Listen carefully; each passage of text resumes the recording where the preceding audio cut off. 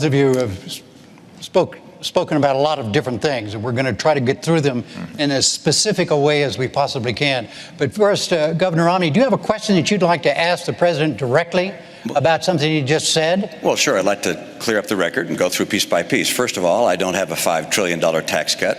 I don't have a tax cut of the scale that you're talking about. My view is that we ought to provide tax relief to people in the middle class. But I'm not going to reduce the share of taxes paid by high-income people.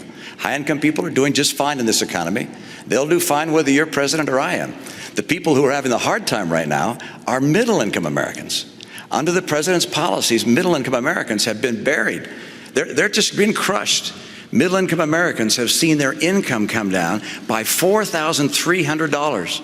This is a tax in and of itself. I'll call it the economy tax. It's been crushing.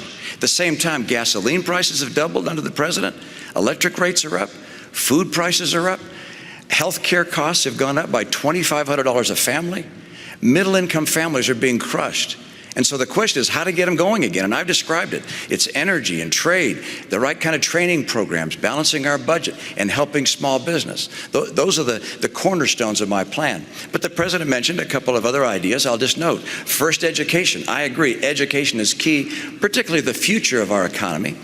But our training programs right now, we got 47 of them housed in the federal government, reporting to 8 different agencies. Overhead is overwhelming. We got to get those dollars back to the states and go to the workers so they can create their own pathways to getting the training they need for jobs that will really help them. The second area, taxation. We agree we ought to bring the tax rates down, and I do, both for corporations and for individuals.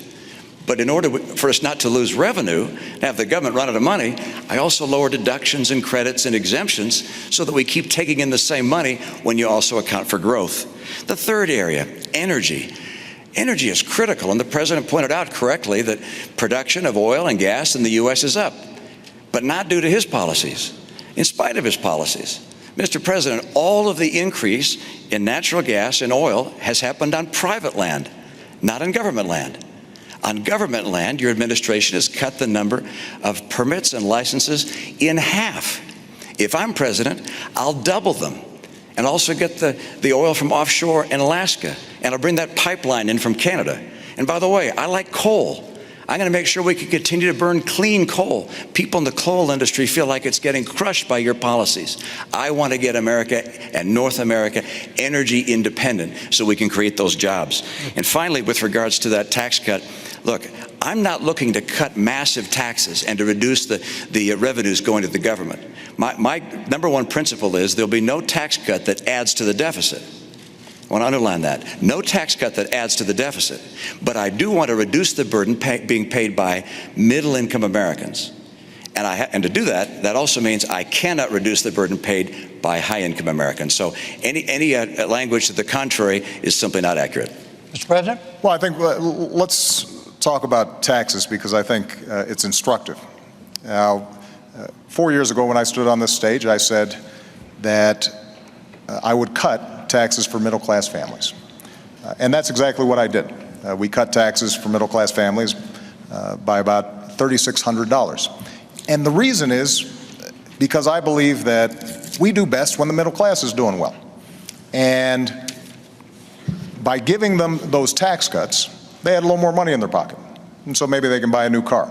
They are certainly in a better position to weather the extraordinary recession that we went through. They can buy a computer for their kid who's going off to college, which means they're spending more money, businesses have more customers, businesses make more profits, and then hire more workers.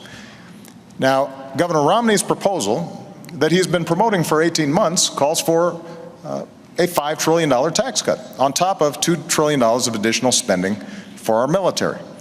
And he is saying that he is going to pay for it by closing loopholes and deductions. The problem is that he's been asked over 100 times how you would close those deductions and loopholes, and he hasn't been able to identify them. But I'm going to make an important point here, Jim. When you add up all the loopholes and deductions that upper income individuals are currently taking advantage of, you take those all away, you don't come close to paying for $5 trillion in tax cuts and $2 trillion in additional military spending. And that's why independent studies looking at this said the only way to meet Governor Romney's pledge of not reducing the deficit or not adding to the deficit is by burdening middle-class families. The average middle-class family with children would pay about $2,000 more. Now, that's not my analysis. That's the analysis of economists who have looked at this. And that kind of top-down economics where folks at the top are doing well, so the average person making $3 million is getting a $250,000 tax break, while middle-class families are burdened further, that's not what I believe is a recipe for economic growth. All right. What is the difference? Well, let's just stay on taxes. Right. Yeah, let's just stay on taxes for a moment here. Well, but what is the difference? virtually everything he just said about my tax plan is inaccurate. All right, go. So if the tax plan he described were a tax plan I was asked to support, I'd say absolutely not.